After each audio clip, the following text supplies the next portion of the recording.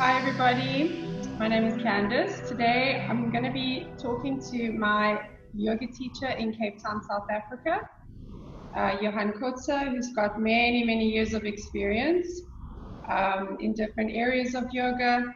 Today we just want to focus on yoga that you can do at home in small spaces. So if you are restricted with space, ways that you can get into your body, move and still feel the benefits even if you are a little bit restricted. Sure. So I would recommend for this one we'll do a small dynamic practice. It's nice to have a dynamic movement in a small space. And for this one you really need the size of your mat. So if you sit in the center of the mat and your hands can reach to the two sides, that's the amount of space that you need. And in front of you, you just want enough space that you feel you can reach out and that you don't have a wall in front of you. So you create that space for you. Two areas we're going to use to warm up for a side stretch, a dynamic side stretch, which is going to look like this. So we can go fast or slow in that. We'll get there when we start the movements. Yeah, so it'll be side stretches. And then the two areas to warm up would be your shoulders. So we'll do that with circle movements, and that could be part of the practice. And we would go inhale, exhale, in, out breath, in, exhale, exhale, exhale, and we can change the direction.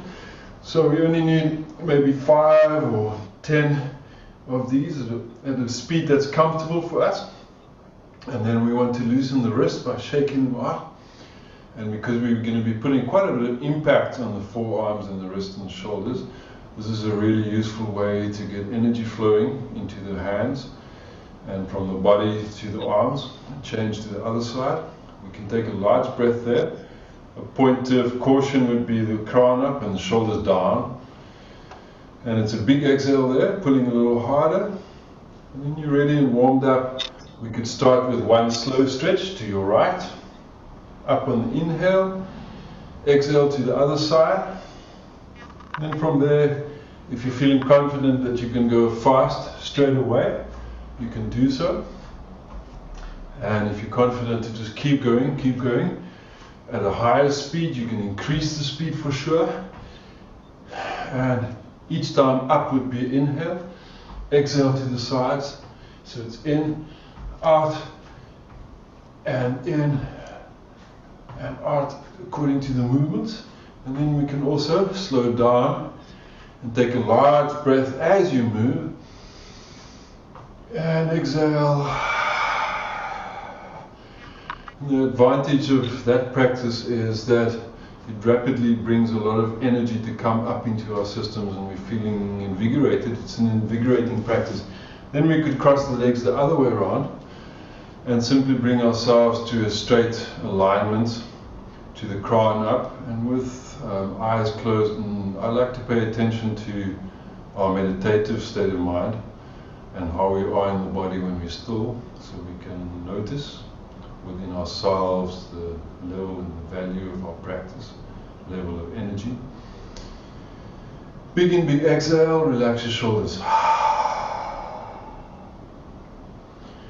And Candice, if you want to give us some information about cautions for that practice, who shouldn't be doing it and who can do it? Alright, so if you are maybe currently dealing with any issues with your shoulders, rotator cuff, you don't want to be putting too much pressure down. You can also be mindful to keep the elbow bent. So if you maybe are not going as fast as we were now, you can slow it down, modify it for where you're at in your practice. Just to be mindful of the shoulders, you can always feel that from the tips of the fingers as opposed to, speeding it up. So just to be mindful of those rotator cuffs as you're going over, also to be mindful of your neck, not overextending. Yeah, keeping shoulders down and the head up. Shoulders down, away from the ears, tall through the crown. And if you're not sure, you would just feel the movements. But if you know you're good to go, you can go faster from the beginning. And yeah, you can work with the breath in a way that feels natural and dynamic. All right, and so you can do, I would say, at least a minimum of a minute, going left, right, in order to get this feeling of vigor. But you can take it up to 2 minutes, 3 minutes if you like. I would also generally, when I practice that for myself or in a class, I would do, for instance, a minute, minute and a half with my legs in one cross position, uncross, cross to the other way, and then do the same for another length of time, 1.5 minutes the same. So that lands up to be 3 minutes. So that's a powerful way to stimulate the Kundalini energy at the root of the body because of the movement and the vigor, and it wakes up the spine all the way through all the chakras. So also in your experience from classes, Candice, do you find you like that in the beginning or the end? So it could be a warm-up, in other words, or it could be something that you bring in at any point in the class, or how do you use it? Yes. At the start of the class, I would prefer to, you can include it in your flow, but because we are working specifically today staying down on our mat, I'd like to do it at the beginning, get the heat rising in the belly, and then move towards, slower down towards the end of the practice to cool down before we end. Yeah, that's sensible. So if you include some small movements like the warm-up for the shoulders and the arms, for instance, then it can be right at the beginning. And also, I also use it a lot as a warm-up for meditation. So I find that just sitting cold, it's almost, it feels empty or void of energy. Whereas, especially if it is actually cold and early in the morning, and I do a couple of that, I bring vigor to my meditation practice, which certainly enhances my focus as well as a sense of bringing energy flow, not just sitting trying to think of nothing. Yeah. Yeah, and it's it brings a lovely center. There's a strong sense of center when you conclude that practice with just a few moments of that kind of meditation. So it's like the stillness and the movement meet at the same time. Yeah. All right, so that could be a useful practice for most people. And while a person is recovering from a shoulder injury, and to test if it's possible to do it, you can do the same as that, just one shoulder at a time, and just feel your range of motion. And if it feels all good, then you know you're good to go. And if you feel it's niggly, it's sore, then you just go like that. So we must never It's be... all about modifying specifically to each individual yogi where you are in your practice at that time. Yeah. So you might be different from doing a specific sport, or you might be dealing with an injury, but it's just important to modify. Yes, and never be shy to do less. There's no point to hurt yourself or cause more chronic problems by hammering the body where it's already vulnerable. All right. What would you add to this? After yoga, we want to feel better after our yoga practice, so that does make that very important. Yeah. So, what would you add to this as a next practice? Well, we can work into the hips, sitting on the mat with the feet in butterfly. So what I like is just bringing the feet together, rolling onto the outside. So almost where you can see your toe line from your pinky toe to your big toes. You're rolling your feet slightly onto the outside, adjusting your sit bones underneath you. And either taking hands over your ankles if that's more comfortable. If you feel you're not that flexible, you can also take blocks, pillows or something and stick them underneath your legs, or interlace fingers underneath the toes. Talking about something like this? That length is fine. You would do something like that? If you feel you're not flexible, use a little support here. You can slowly work, and then you're going to reach up nice and tall through the tip of the crown, relaxing shoulders down away from ears. And use your exhale to bring the body forward. But allow the crown to take you down towards your feet, so that you don't get this. You don't want to round in the shoulders. You want to keep the shoulders down. Keep that length through the spine. So wherever you're at, you might not get all the way down to the feet. You might be here. And then what you want to do when you feel, okay, that's as far as I can go, just going to soften, relax your head down. So there's no stress on the back of the neck at all. And you can use that exhale to deepen into the fold, just creating length. And you'll find the more you include this in your practice using the breath, you'll be able to get further and further down towards the feet. So that's good for inner and outer hips. You can also adjust your heels. You can have the heels much closer in towards your body, or you can adjust the heels, taking them a bit further away from the body. To see what feels good for your hips. So if my one hip is sore and it hurts, say this one. Yes. And I support it and it feels better there, then it's recommended to lift the other knee to the same height, right? Absolutely. So maybe use two supports, two of the same. Supports, yeah. Yeah. Yes, you don't want to create that in the hips where they're sitting uneven. To rather listen to your body, work with it, use support. So use blocks or a pillow if you're practicing at home and you don't have access to blocks. Use a pillow or roll up a towel, stick a towel under there so that you're working with your hips at the same time. So when you're creating that length, keeping that length through the tip of the crown. Okay. And then relaxing your head down. Okay, so if we take a third practice for a small space, and then we can recap the three postures in a row. I'm generally, when I'm in a small space, like in this teaching studio space, then I would teach this way, but I would also use my mat that way, so that I can get the length and the sense of space there.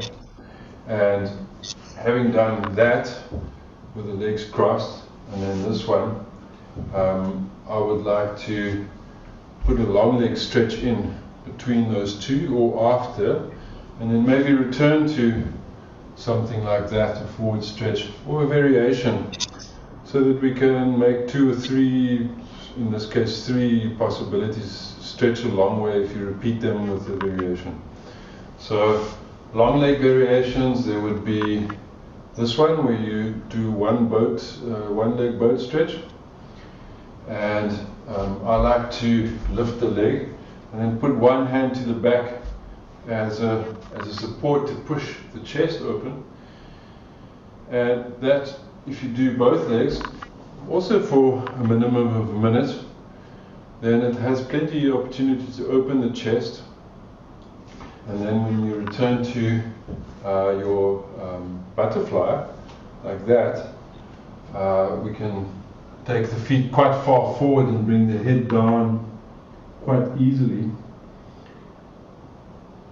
So coming up out of that, if we can possibly just have a quick look at that as a sequence, and then see how we can use them as variations, and then look at the benefits that you can think of why we do that. It can fit in a small space for sure, but also to have a relaxing and invigorating practice. So if we start with sitting, we move the shoulders to loosen them up, and then going to the opposite direction,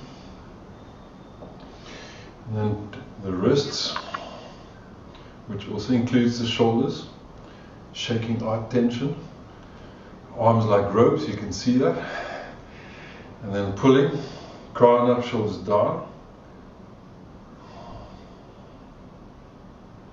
and then the side stretches, flying side to side, if it's okay to go, for about 1 minute, crossing the legs to the other side, so that we do the same practice. And then you had, I think if I'm correct, you had the butterfly with the legs quite close up, and then you added a variation of stretching forward. Yeah, and we're taking it slow. Yeah, and then when you come up, it's inhale, of course. Then the legs are long to the front. We're going to lift up one leg, catch it with the foot, and one arm to the back with the chest open. Deep breath. Big exhale. Bringing the leg down, we change to the other side. We're making use of the length of our mat here. Chest wide open, deep breath. Chest open more. When you bring the leg down, it's to the exhale. And diamond shaped butterfly. You can take your hands forward with the head coming down towards the feet.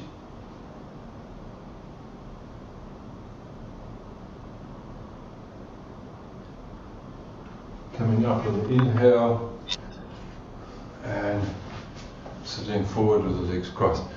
Alright, so something like that would take at least 5 minutes to run through, but probably about 8 minutes you could do the whole sequence quite efficiently. So why would we do that? Why would we use that as a sequence, benefit-wise? How would you feel when you do that very well?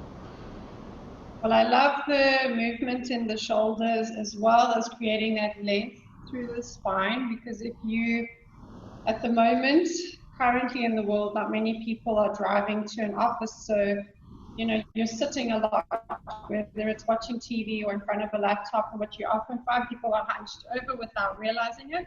So we're not engaged in the core, we're not really breathing, so the breath also very important, but we're not really creating that length. Softening the shoulders creates a lot of tension over here, and also it's not good for your back. So what's nice is you can do all of this, you don't need a big space, but really the benefits, getting into the body with the breath, loosening up that tightness from the bad posture of sitting. I would say that's one of the first things I would point out is really beneficial. For sure, yeah.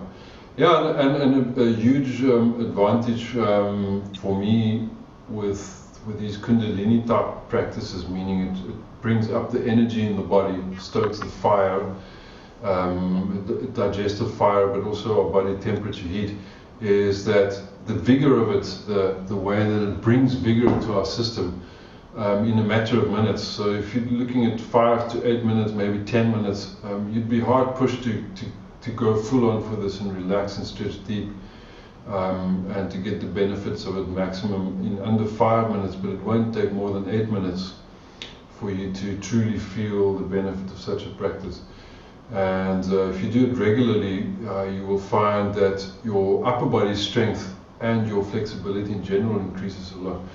And also the beauty of taking essentially 3 asanas with a variation of 1 or 2 areas. You can lengthen the back of the legs, you can open the chest, you can go forward mobility, the hips are looser, your shoulders are more functional, and your arms getting stronger, your grip in your hands will get stronger, your neck gets more relaxed.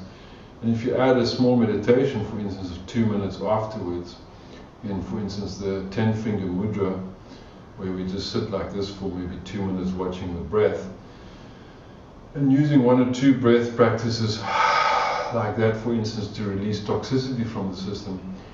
Because with that vigor of the movement, it throws up toxicity into our bloodstream. We breathe it out, we eliminate it from the digestive tract, and we center at the same time on the center line, and it brings true centeredness of the left and right side, and the upper body and the lower body.